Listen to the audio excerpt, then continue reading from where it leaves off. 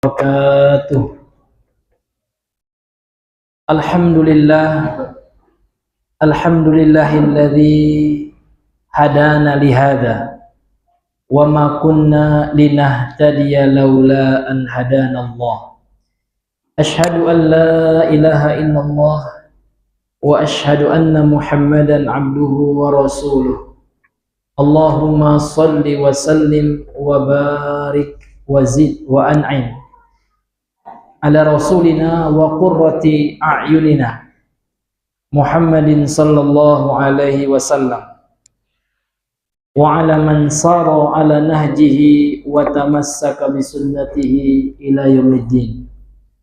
Faqad qala Allah ta'ala fi muhkamit tanzil, ya ayyuhalladzina amanu taqullaha haqqa tuqatih wa la tamutunna illa wa antum muslimun, amma ba'd. Ma'asyiral muslimin, ikhwani fid din wa akhwati fillah, rahimani wa rahimakumullah.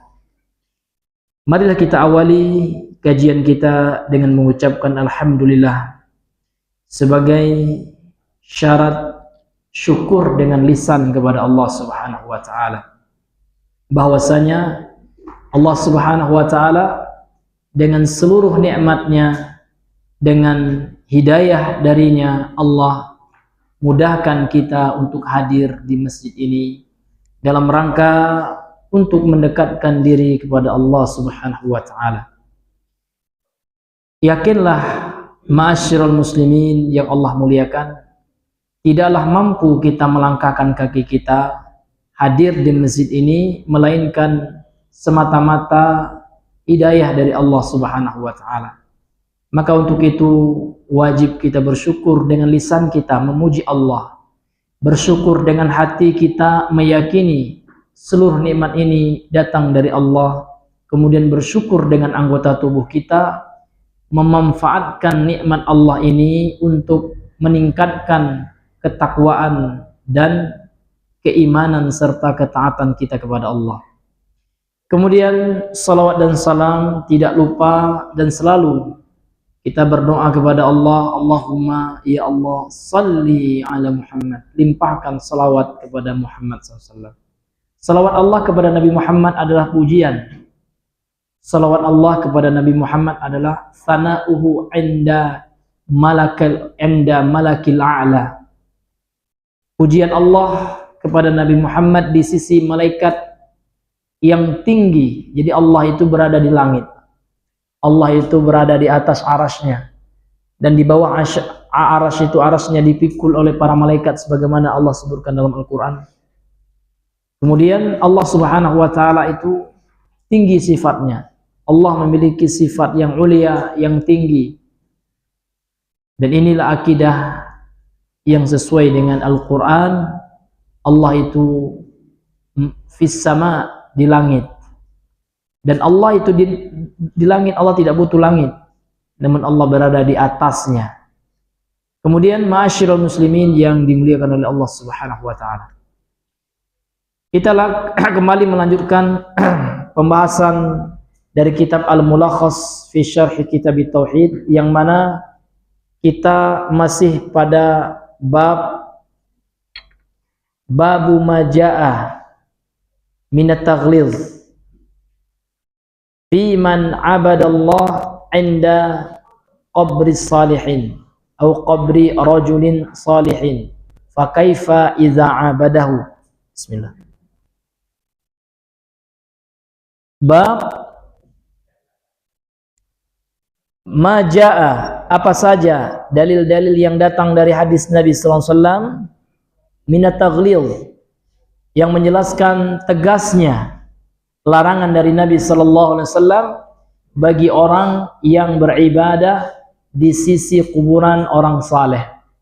Fa kaifa idza abadahu, dan bagaimana kalau seandainya orang yang beribadah di sisi kuburan orang saleh itu sampai menyembah orang saleh. Tentu lebih berat lagi, lebih keras lagi larangan dari Rasulullah SAW. Sekarang kita masuk hadis yang berikutnya, dalil yang dibawakan oleh al-muallif atau penulis yang semoga Allah rahmati. Qala al-muallif rahimahullah, berkata penulis yang semoga dirahmati oleh Allah. Wali muslimin an Jundub bin Abdullah qala, dan diriwayatkan oleh Imam Muslim, wali muslimin, dan hadis yang diriwayatkan oleh Imam Muslim dalam sahihnya, sahih Imam Muslim, an Jundub, dari sahabat yang namanya Jundub bin Abdullah qala, Jundub bin Abdullah berkata, sami'tu an-nabiyya sallallahu alaihi wasallam qabla an yamuta bi khamsin wa huwa yaqul, saya telah mendengar Nabi sallallahu alaihi wasallam sebelum meninggal 5. 5 ini nanti ada khilaf di antara ulama, apakah 5 hari atau 5 tahun. Ada 2 pendapat.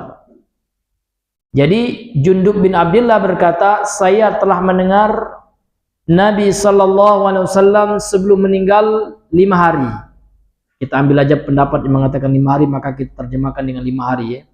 Jadi sebelum 5 hari beliau meninggal, wa huwa yaqulu, dan Rasulullah bersabda, inni abra'u ilallah, sesungguhnya, benar-benar, ini penegasan. Jadi kalau kita membaca dalam Al-Quran atau As-Sunnah didahului dengan kata inna tambahan ana jadi ini ya. Ini sesungguhnya, ini memberikan makna sesuatu yang tegas, sesuatu yang ditekankan oleh Rasulullah. Ini sesungguhnya aku, abra'u, berlepas diri, bara' gitu ya, tidak memihak, sesungguhnya aku tidak pro, kata Rasulullah. Artinya Rasulullah berlepas diri ilallah, kepada Allah. Jadi tidak ada urusanku ya Allah, itu maksudnya kalau bahasa kita, ya Allah tidak ada urusanku lagi, aku berlepas diri, aku tidak ikut-ikutan ya, aku bara, ya berlepas diri ya, tidak ada lagi kaitanku, aku bersihkan diriku. Ini termasuk maknanya Pak. Ini sesungguhnya aku, abra'u, berlepas diri, bara, ilallah, kepada Allah, ayyakuna li minkum khalilun, untuk menjadi ya kekasih kalian gitu. Sesungguhnya Rasulullah mengatakan, aku itu bukan khalil kalian. Namun khalil ini Pak, ini lebih tinggi tingkatan cinta daripada Habib. Habib juga kekasih, diterjemahkan dengan sama, kekasih. Namun khalil ini tingkatan cintanya itu sudah di puncak. Jadi khalil itu kan kalau terjemahannya kekasih. Namun kekasih maksud di sini tingkatan kasihnya atau tingkatan cintanya tidak ada yang lebih. Artinya Rasulullah ingin menegaskan bahwasanya yang menjadi kekasih Rasulullah SAW yang paling tinggi itu adalah Allah. Nah, fa innallaha, maka sesungguhnya Allah, qad ittakhadhani khalilan, telah menjadikan aku sebagai khalil, sebagai kekasih. Maka di sini ya kita tegaskan Pak, yang menjadi khalilullah, khalilur rahman ada 2 saja nanti, Nabi Muhammad dan Nabi Ibrahim. Maka kalau anak kita ada namanya khalilullah atau khalilur rahman, maka rubah saja. Karena yang dijadikan oleh Allah khalil, kekasih yang sudah mencapai derajat khullah, derajat kasih atau cinta yang paling tinggi itu Nabi Muhammad dan Nabi Ibrahim. Maka selainnya tidak ada yang dekat itu. Artinya sudah betul dekat beliau dengan Allah. Jadi yang menjadi khalil beliau itu adalah Allah. Dan beliau tegaskan dan dalam hadis yang berikutnya, fa innallaha, maka sesungguhnya Allah, qad ittakhadhani khalilan, telah menjadikan aku sebagai khalil, kekasih yang tidak ada lagi ya yang menandinginya. Kama ittakhadha Ibrahim khalilan, sebagaimana Allah telah menjadikan Ibrahim sebagai khalil, sebagai kekasih Allah. Walau kuntu muttakhidan min ummati khalilan, kalau seandainya diperbolehkan, namun tidak boleh, hanya khalil Allah, Khalilur Rasulillah itu hanya Allah. Namun kalau seandainya, kalau semisalnya aku menjadikan dari umatku Khalil, kekasih, lattakhaztu Abu Bakrin khalilan, maka sungguh aku telah menjadikan Abu Bakar sebagai khalilku, sebagai khalil bagiku, sebagai kekasihku. Namun kasih yang tinggi sekali levelnya, Pak. Tingkatan kasihnya yang paling tinggi itu Khalil, bukan Habib. Habib di bawah Khalil gitu.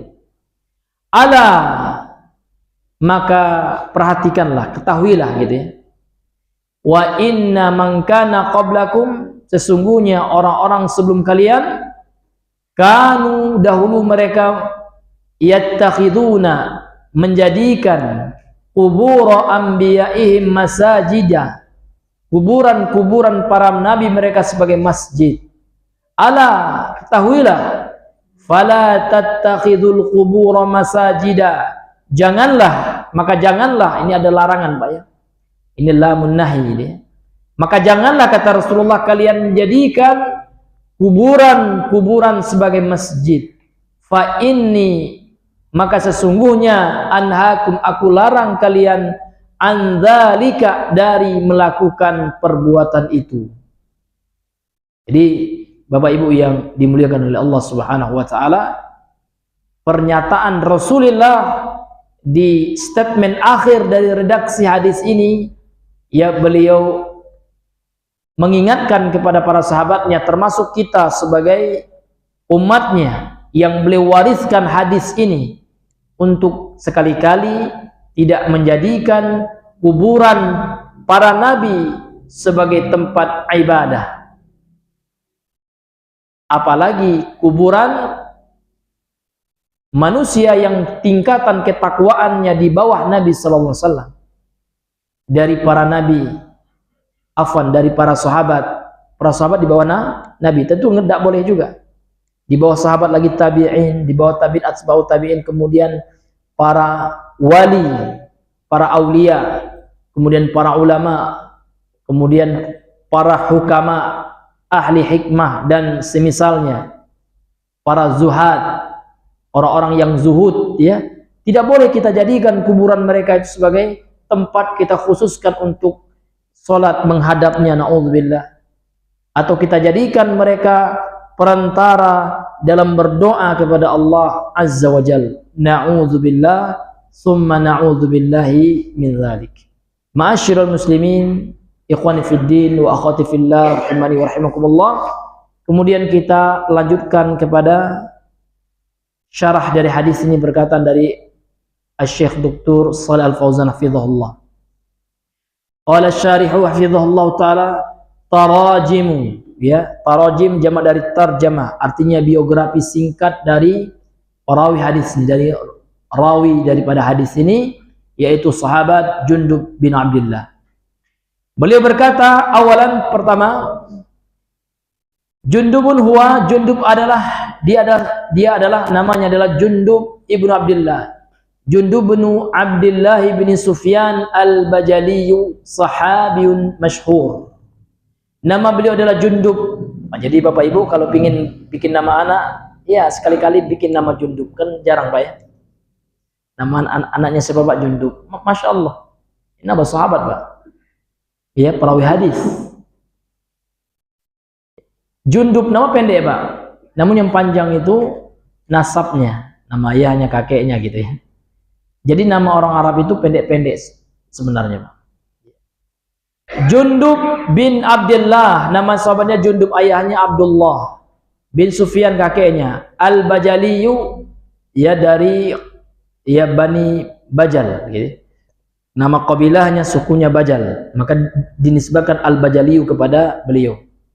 Sahabiyun masyhurun, seorang sahabat yang terkenal. Masyhur ini artinya yang populer, Pak. Jadi nggak ada sahabat yang nggak kenal Jundub ini. Jadi kalau dengar nama Jundub, ini masyhur nih. Ada rajulun masyhur, ini seorang yang masyhur gitu.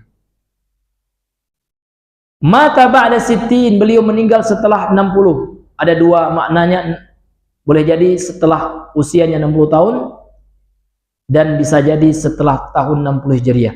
Radhiyallahu an, semoga Allah meridhai beliau. Kemudian dalam hadis ini tadi juga Rasulullah menyinggung sahabat ya yang pertama kali yang membenarkan peristiwa mukjizat besar yang dialami oleh Nabi, yaitu Isra wal Mi'raj, yaitu sahabiyun jalil Abu Bakar As-Siddiq radhiyallahu an. Jadi Rasulullah mengatakan, sesungguhnya aku berlepas diri kepada Allah untuk menjadikan ya, untuk supaya aku dijadikan di antara kalian itu kekasih Allah. Ya. Ayyakuna li, aku itu menjadi di antara kalian itu kekasih. Enggak. Kekasih yang sifatnya khalil, Pak. Tapi kalau kekasih Habib bisa. Namun kalau khalil itu Rasulullah berlepas diri, karena yang menjadi khalilullah itu hanya beliau dan Nabi Ibrahim saja. Kemudian beliau juga menegaskan, sesungguhnya Allah telah menjadikan aku khalilan, kekasih, sebagaimana Allah menjadikan Nabi Ibrahim sebagai kekasih.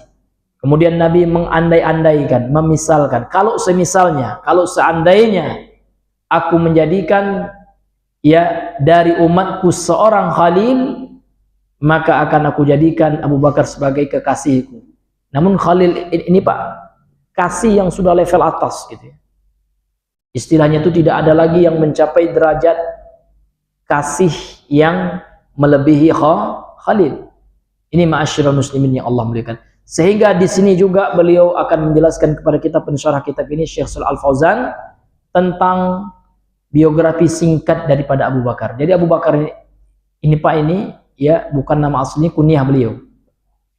Abu Bakrin huwa Abu Bakar, dia adalah Abu Bakrin Siddiq, atau kalau kita baca terpisah Abu Bakar As-Siddiq.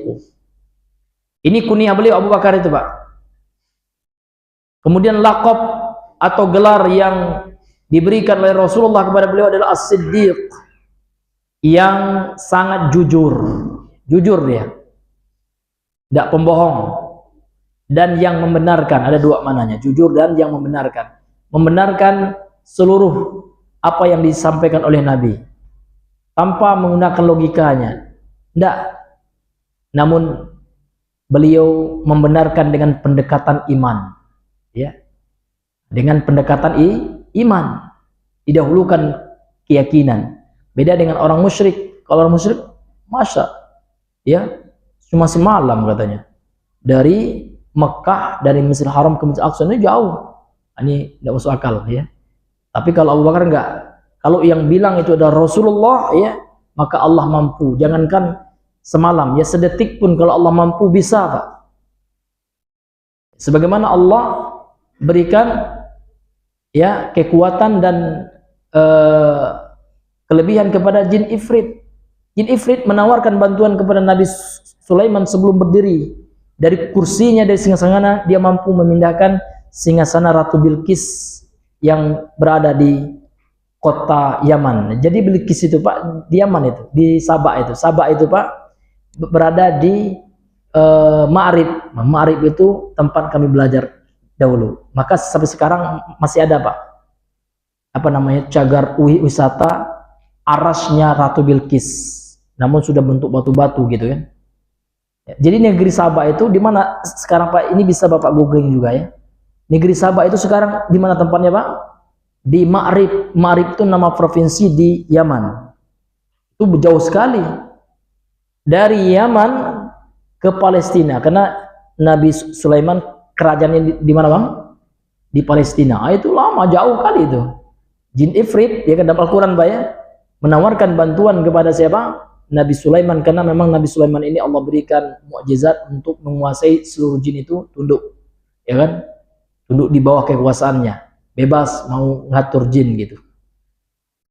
Ya, namun ini khusus bagi beliau. Kita nggak boleh kalau gitu. Kita boleh punya jin dan ustaz, nggak boleh, ya kan? Ini syariat kekhususan yang diberikan oleh Allah kepada Nabi Sulaiman. Jangan kita ingin, kalau Nabi Sulaiman itu ya istrinya banyak Pak, ratusan. Kalau seperti itu boleh dan tidak boleh, Pak. Itu namanya syariat sebelum kita itu kalau bertentangan dengan syariat Nabi Muhammad maka tidak boleh kita lakukan.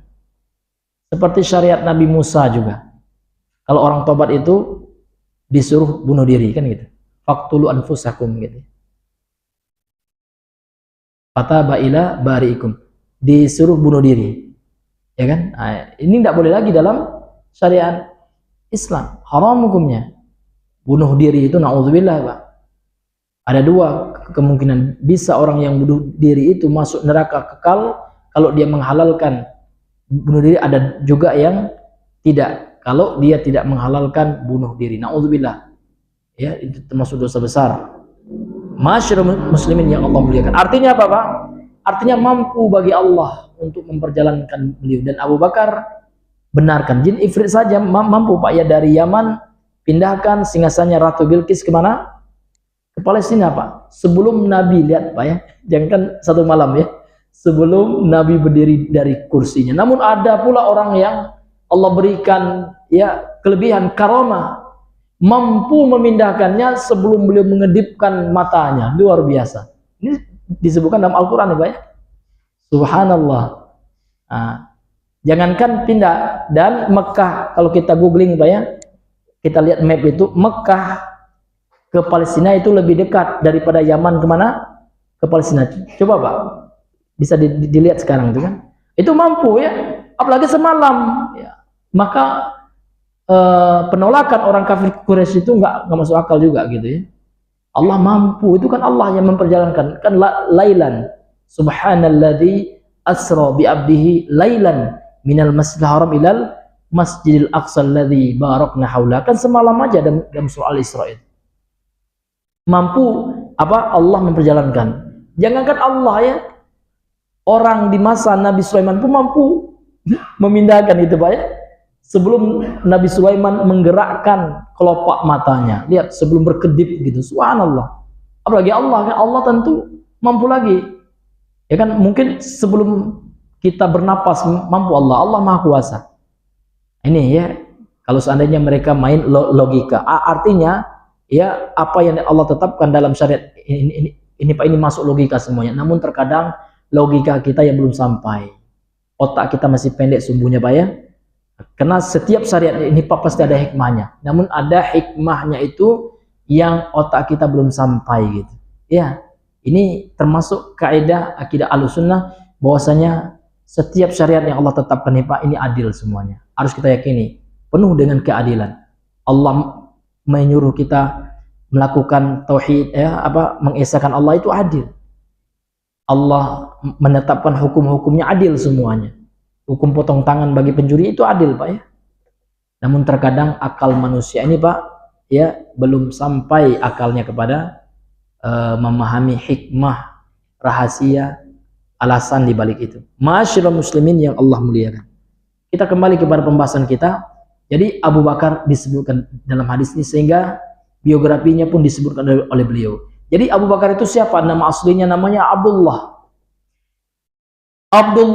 ibnu Utsman ibni Amir. Namanya Abdullah bin Utsman, kakeknya Amir. Ibni Amr ibni Ka'ab. Ayah dari kakeknya adalah buyutnya, ya.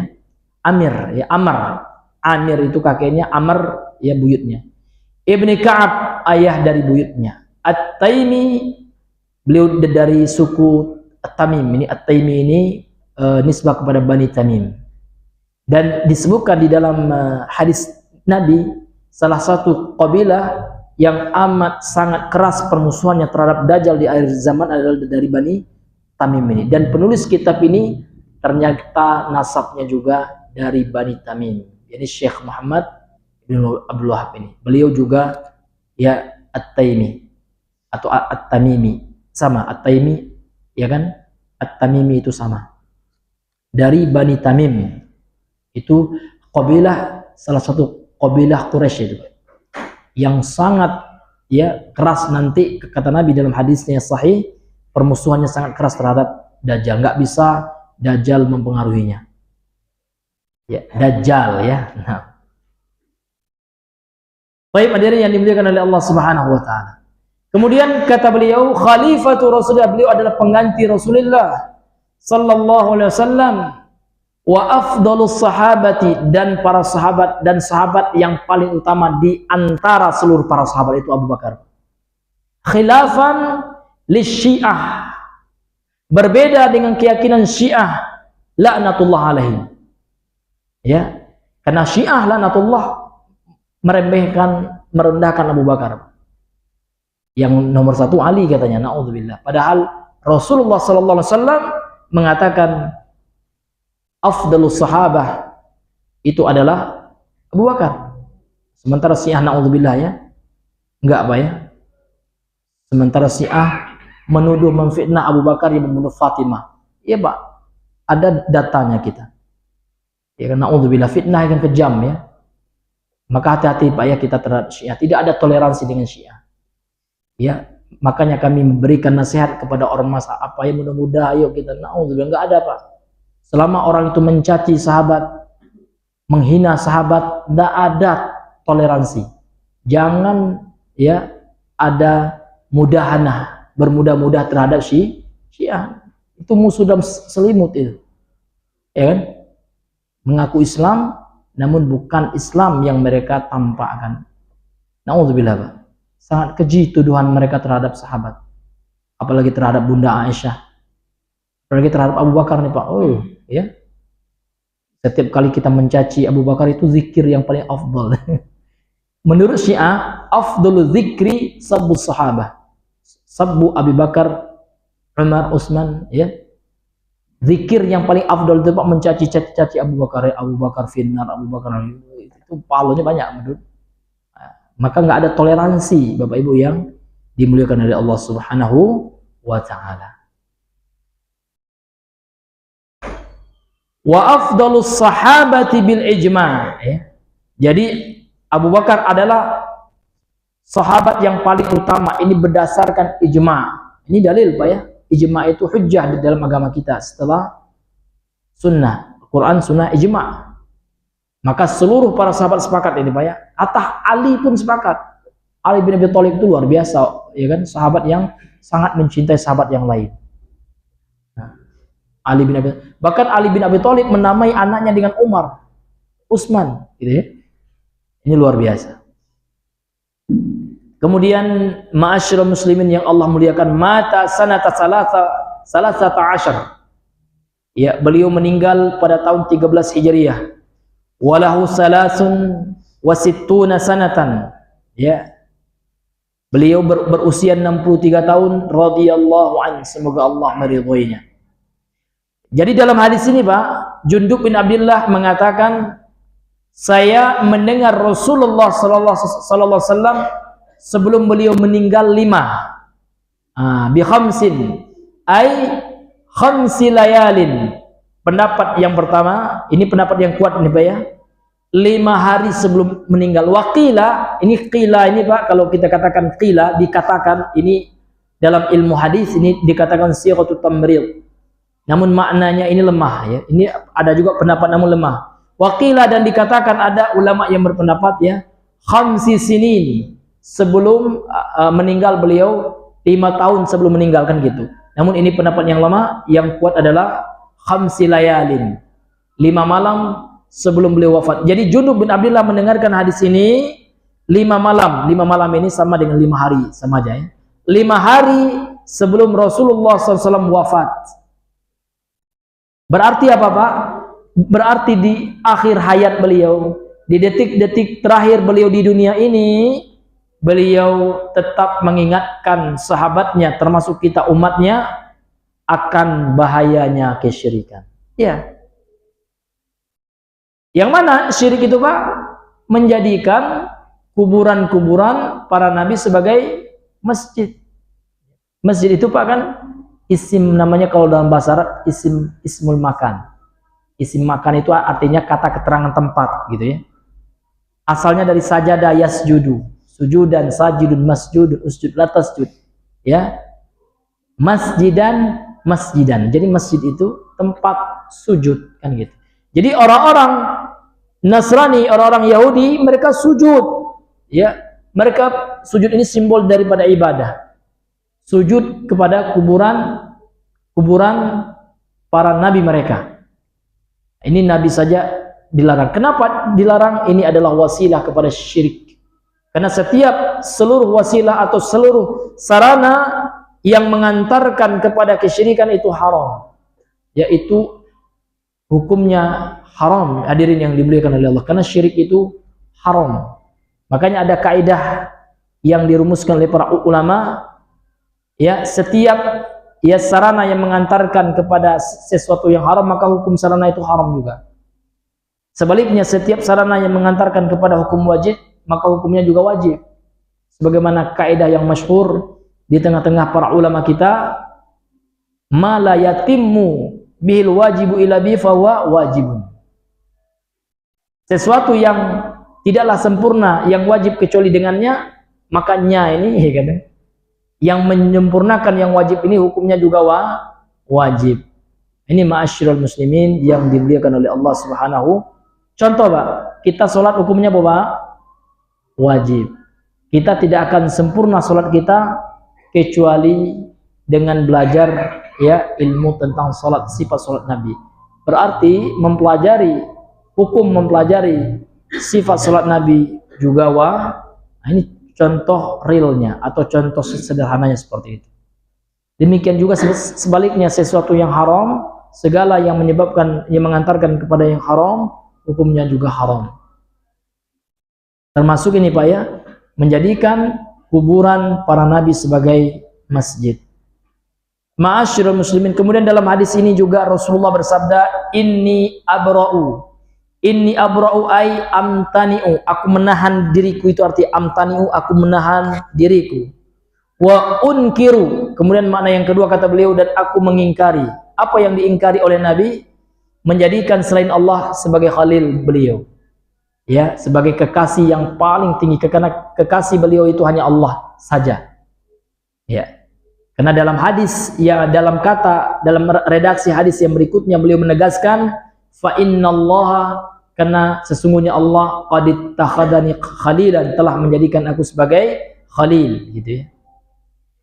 Kemudian beliau menjelaskan juga kepada kita apa makna khalil. Ya, ini seperti yang telah kami sampaikan tadi sama Pak ya. Khalil dalam istilah orang Arab, al-khalilu huwa, khalil itu dia adalah al-mahbubu ghayatal mahabbah. Yang dicintai itu artinya mahbub. Mahbub itu artinya yang dicintai. Namun cintanya itu sudah ghayah. Ghayah itu sudah puncaknya Pak ya. Sudah mencapai puncak, artinya sudah final, sudah ya di titik yang terakhir gitu. Di puncaknya kecintaan. Jadi yang dijadikan Nabi sebagai khalilnya adalah Allah saja. Artinya sesuatu yang paling dicintai oleh Nabi itu hanya siapa Pak? Hanya Allah. Seharusnya kita juga seperti itu. Ghayatul mahabbah di hati kita. Al-mahbub, mahbub itu kan yang dicintai, objek yang dicintai gitu ya, al-mahbub. Karena ini isim maf'ul. Objek yang harus kita cintai itu mesti nomor satu Allah, nomor dua Rasulullah, ya. Karena kita tidak akan merasakan Pak, yang mana iman itu manis gitu ya. Karena iman itu bisa dirasakan ya Pak, bagi orang yang beriman itu, mereka merasakan ya, kita merasakan manisnya iman itu. Manisnya mengesahkan Allah, ya, manisnya beribadah. Pedih rasanya kalau mendengar syirik ya Pak ya. Mendengar penyimpangan itu pedih kita enggak. Ya, dengar orang akan ikut-ikutan kesyirikan, merayakan yang mereka katakan kelahiran Isa Al-Masih, na'udzubillah. Ya. Padahal secara fakta tidak bisa dibuktikan Pak ya. Dengan data-data yang ada, Nabi Isa itu lahir 25 Desember, enggak ada itu. Itu adalah kelahiran ya dewa Romawi. Namun dewanya sudah membaur ke ajaran Kristen itu Pak. Jadi ajaran dia itu sangat kental dengan budaya. Hanya Islamlah ajaran yang tidak diwarnai oleh budaya. Islam yang mewarnai budaya, seperti itu. Maka Islam itu konsepnya Pak tidak pernah diwarnai oleh budaya. Namun Islamlah yang meluruskan budaya. Makanya Islam yang diwarnai oleh budaya itu pasti sesat itu. Ya. Islam yang diwarnai oleh budaya seperti kejawen, ya. Karena agama Islam ya Pak Nauzubillah, coba lihat aliran sesat yang di mana, di Filipina atau di mana itu Pak. Agama Islamnya sudah bercampur dengan Hindu. Saya pernah lihat ada video dokumenter. Nah, itu naudzubillah Pak ya. Bahkan sholatnya jarang, karena memang itu mereka menggabungkan antara budaya dan agama. Hilanglah agamanya, rusaklah agamanya. Iya, karena agama ini Pak yang meluruskan budaya. Ini konsep falsafah Minang ini. Bukan saya yang membela orang Minang, enggak. Ya kan? Karena konsepnya seperti apa? Adat bersari sara. Adat bersari sara. Maksudnya adat harus disesuaikan dengan agama. Artinya agama yang menjadi tolak ukur benar tidaknya adat ini yang benar. Kemudian sara bersandi kitabullah. Artinya sara harus sesuai, bukan kata-kata ulama aja, namun harus ada dalilnya. Kan itu maksudnya kan. Syara itu, agama itu harus berdalil gitu. Itulah yang selalu yang didakwakan oleh Syekh Muhammad bin Abdul Wahab itu Pak ya, dalam kitabnya Al-Usul As-Salasah itu. Ya, Allah mewajibkan kita ya 4 perkara kata beliau. Yang pertama al-ilmu. Ilmu itu apa? Nah, gitu. Ilmu itu adalah huwa ma'rifatullah, mengenal Allah. Dengan Al-Quran kita kenal Allah gitu ya, dengan As-Sunnah, dengan ilmu. Wa ma'rifatu nabihi sallallahu, dan mengenal nabinya. Kemudian yang ketiga, ilmu itu adalah wa ma'rifatu dinul Islam, dan mengenal, mengetahui, mempelajari agama Islam. Lihat, bil adillah, dengan dalil-dalilnya. Artinya kita harus mempelajari argumentasinya, dalilnya. Ya, tidak hanya kata-kata orang. Ya, kata Syekh ini seperti enggak Pak. Kita harus tahu argumentasi Syekh itu, itulah yang disebut dengan ittiba. Ya, mengikuti suatu ya pemahaman dan kita mengetahui dalilnya, itu ittiba. Masyarul muslimin yang dimuliakan oleh Allah Subhanahu wa taala. Kita kembali kepada pembahasan kita. Jadi Khalil itu adalah huwal mahbubu ghayatal mahabbah, yang dicintai maka dia di puncak kecintaan. Maka mesti kita mencintai Allah itu di atas mencintai apapun, baru kita merasakan manisnya iman, sebagaimana sabda Nabi yang sering kami sampaikan. Ya, Rasulullah bersabda dalam hadis Sahih Al-Bukhari, salasun, ada 3 hal, man kunna fihi, apabila ya ada 3 hal itu di dalam diri, fihi, diri seseorang. Fihi itu kan singkatan dari fi tambah huwa, fihi kan itu, pada diri seseorang. Wajada, seseorang itu akan mendapati bihinna, dengan 3 hal ini ya, halawatal iman, manisnya rasa keimanan itu. Jadi iman itu ada halawahnya, ada rasanya. Nah, yang pertama kata Rasulullah, ayyakunallahu, hendaknya Allah dia jadikan, wa rasuluhu, dan rasulnya, ahabba ilaih, lebih dia cintai. Ini ahabba ini isim tafdil, itu perbandingan Pak ya, perbandingan paling gitu, paling dia cintai. Hendaknya Allah dan Rasul, Allah dulu yang pertama, kemudian Rasul. Hendaknya Allah serta Rasul itu dia jadikan yang paling dia cintai, mimma siwahuma, dari yang keduanya, dari apapun di dunia ini Pak. Jadi kalau seandainya dalam hidup kita Pak, Allah dan Rasulnya nomor 1 Pak, mengalahkan apapun, mengalahkan harta kita, istri kita, anak kita, insya Allah seseorang itu akan mendapatkan hakikat iman itu. Tapi kalau kita masih mengedepankan ego kita, ya, hawa nafsu, mau maaf ya, ini Pak, ini dalilnya jelas ini Pak, namun hawa nafsu kita lebih kita kedepankan, enggak juga Pak, tidak akan bisa kita rasakan manisnya iman. Tapi kalau seandainya Allah dan Rasulnya nomor 1 kita prioritaskan, insya Allah.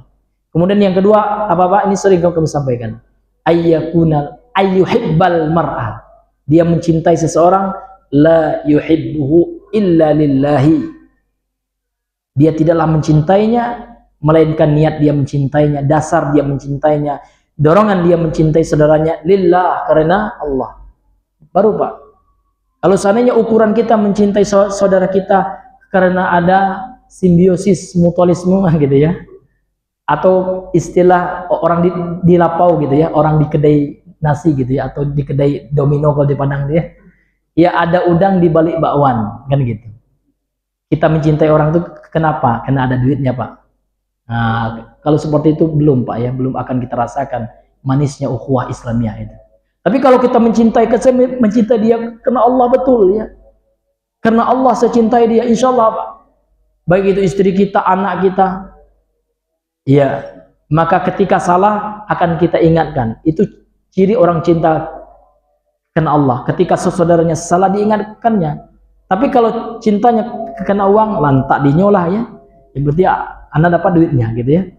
Ya kan, tidak akan diingatkan Pak, karena cintanya palsu, bukan karena Allah Azza wa Jalla. Kalau kita cinta kepada Allah Pak, kalau teman kita salah kita ingatkan. Afan akhi, ini enggak benar gitu ya. Ini hadirin yang dimuliakan oleh Allah. Berarti betul-betul kita cinta karena Allah Subhanahu wa taala. Maka Pak, kalau ada kita salah Pak diingatkan orang, itu berarti dia cinta sama kita. Iya. Dia perhatian sama kita. Dia nggak mau kita melanggar larangan Allah. Dia nggak mau kita lalai. Ketika kita lalai diingatkan, ya akhi antum ini kenapa gini-gini gitu kan. Berarti dia cinta kepada kita karena Allah Subhanahu wa taala. Ya, ini hadirin yang dimuliakan oleh Allah Subhanahu wa taala. Baik, karena sudah azan, kita dengar azan dulu, nanti setelah itu kita sambung lagi.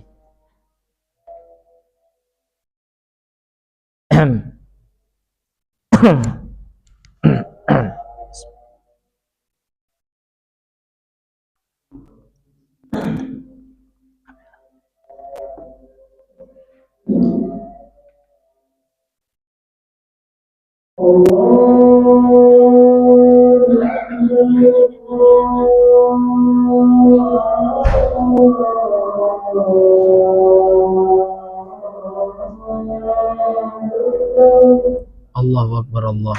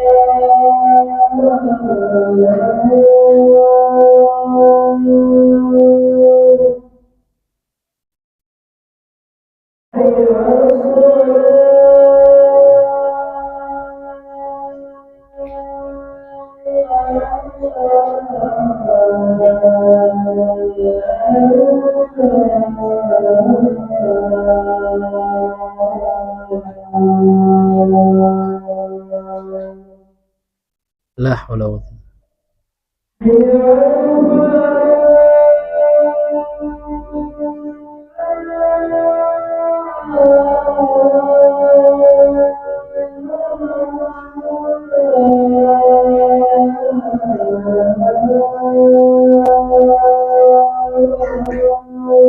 la haula wa la quwwata illa billah.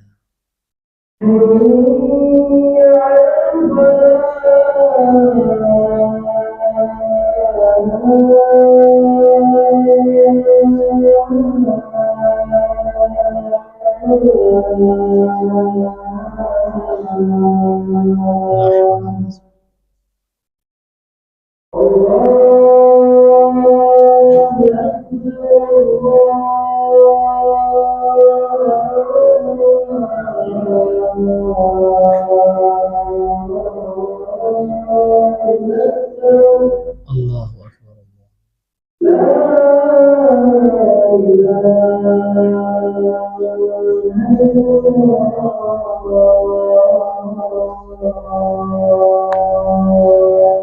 La ilaha illallah.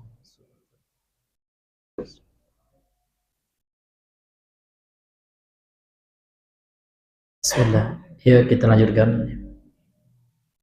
Jadi khalilan adalah al-mahbubu ghayatul mahabbah, yang dicintai, yang mencapai puncak kecintaan. Kemudian dalam hadis ini juga Rasulullah bersabda, ala ini dalam bahasa Arab kata beliau harfus istiftahin, huruf untuk memulai sesuatu, huruf untuk membuka suatu peringatan. Jadi suatu peringatan yang penting itu orang Arab biasanya memulai dengan kata ala. Ya, yang terkadang kalau diterjemahkan Pak, ketahuilah kan gitu. Karena kalau dibuka dengan suatu hal yang memerintahkan kita untuk dengarkanlah, ketahuilah, ini akan membuat orang itu seperti memberikan warning Pak ya. Ya, memberikan tanbih gitu. Maka Allah ini dalam bahasa Arab disebut dengan istilah harfus istiftahin, huruf pembuka. Istiftah itu pembuka.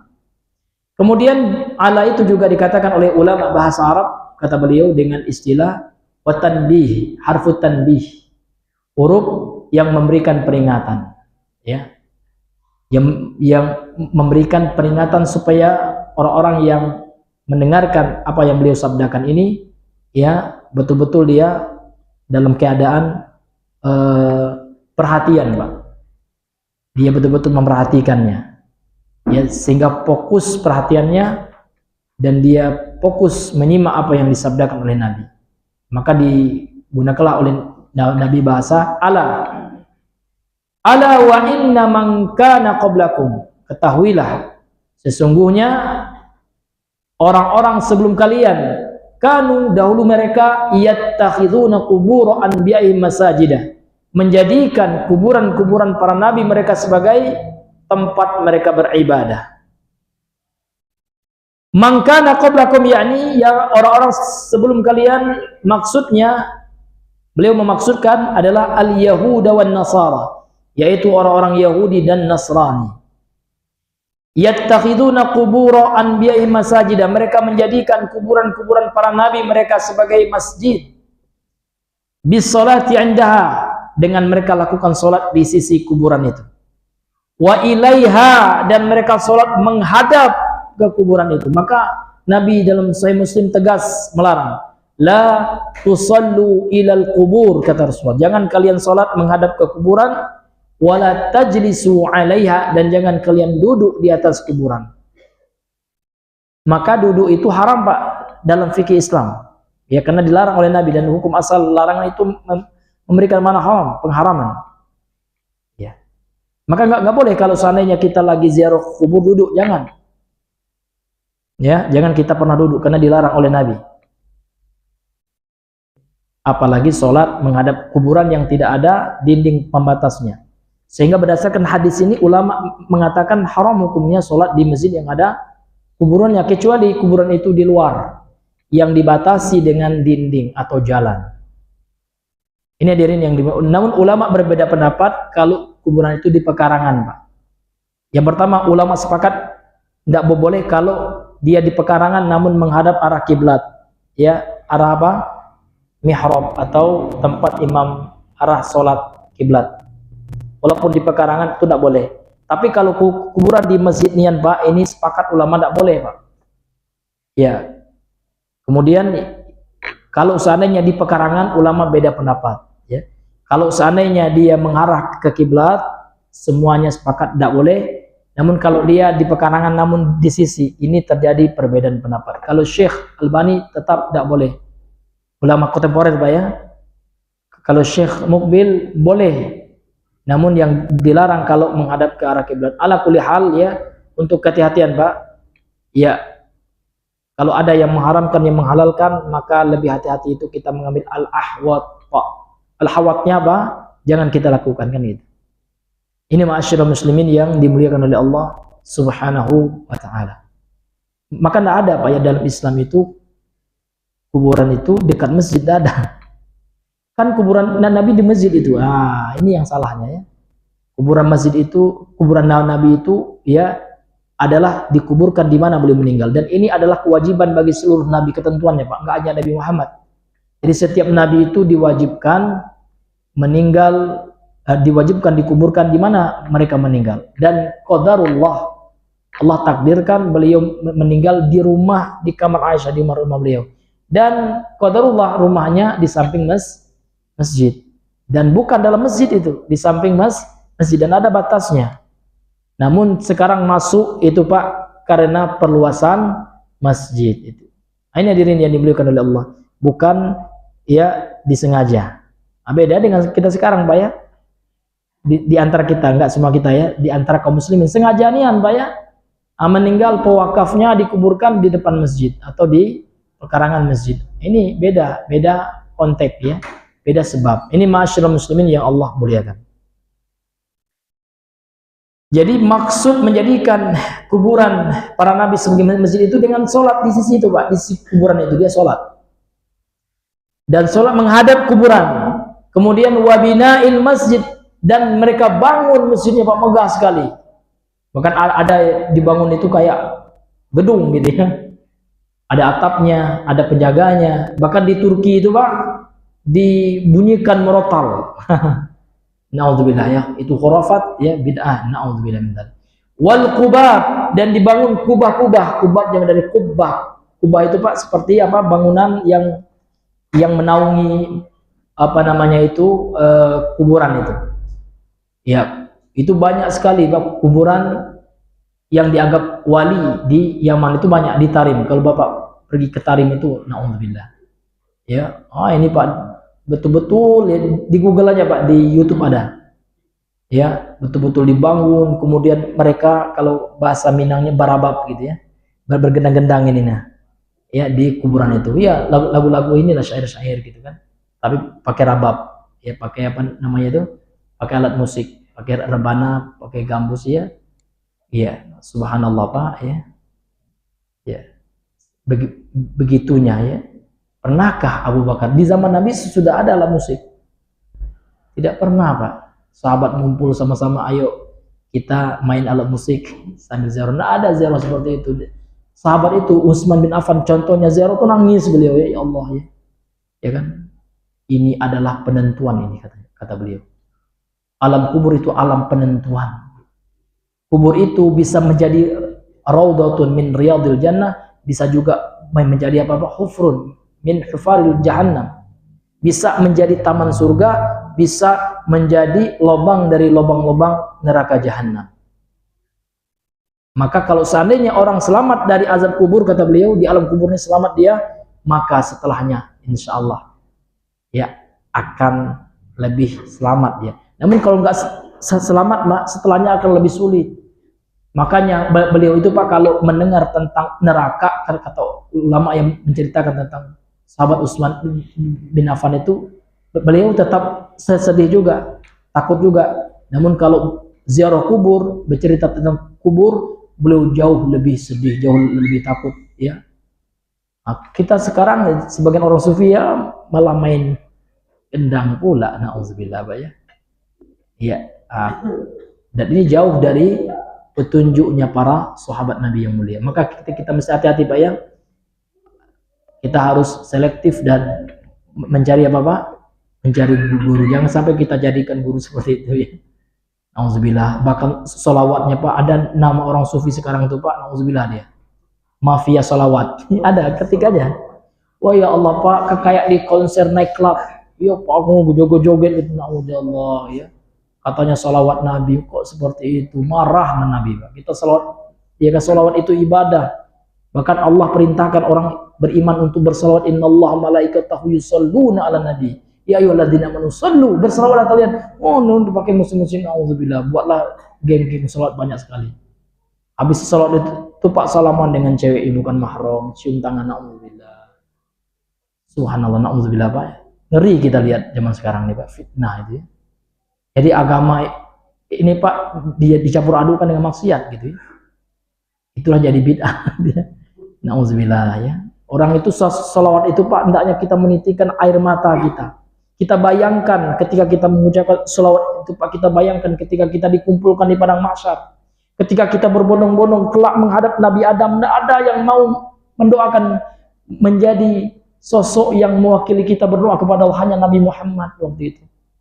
Ketika itulah diberikan syafaat oleh Allah, diizinkan beliau untuk memberikan doa. Siapa itu doa apa ya? Pertolongan, doa Nabi kepada Allah untuk menolong kita, untuk menolong pelaku maksiat dosa besar itu. Namun syaratnya tidak berbuat syirik. Itu kita bayangkan, tidak juga joget-joget salawat. Bayangkan itu Pak, luar biasa, nangis kita, Allahumma sholli Muhammad, nangis kita. Bukan juga ya Allah ya, ngeri kita zaman sekarang Pak ya. Malah salawat joget-joget, salawat sendiri aja. Sahabat tidak pernah buat majelis salawat, tidak ada nggak Pak riwayatnya?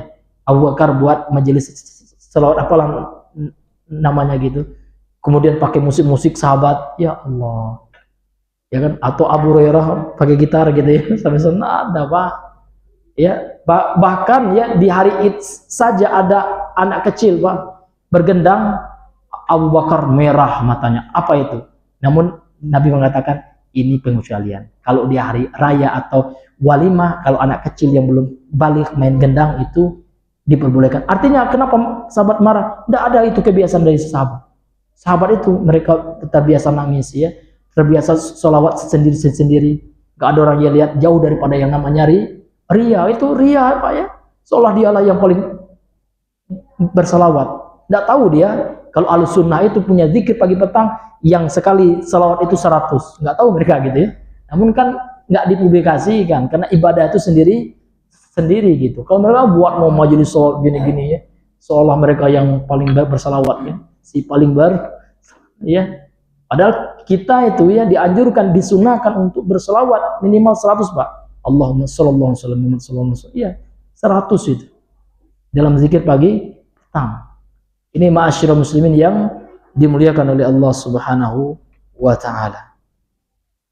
Namun kita nggak mau diliput ke kamera, salawat harus diliput kamera gitu ya. Salawat harus pakai cingkrak-cingkrak, goyang-goyang sana sini, nauzubillah. Ngeri kita Pak ya. Fitnah akhir zaman yang sangat menakutkan ini Pak. Subhanallah ya, kita selalu berdoa ya sebelum salam itu, Allahumma inni a'udzubika min adzabi jahannam wa min adzabil qabri wa min fitnatil mahya wal, ini Pak, ini fitnatil mahya ini. Ini fitnah dalam kehidupan. Fitnah agama itu jauh lebih besar. Na'udzubillahi min dzalik. Ma'asyiral muslimin yang dimuliakan oleh Allah Subhanahu wa taala. Baik ya. Kita cukupkan dulu sampai di sini ya, karena mengingat waktu sudah hampir jam 8 ya. Subhanakallahumma bihamdika asyhadu an la ilaha illa anta astaghfiruka wa atubu ilaik. Assalamualaikum warahmatullahi wabarakatuh.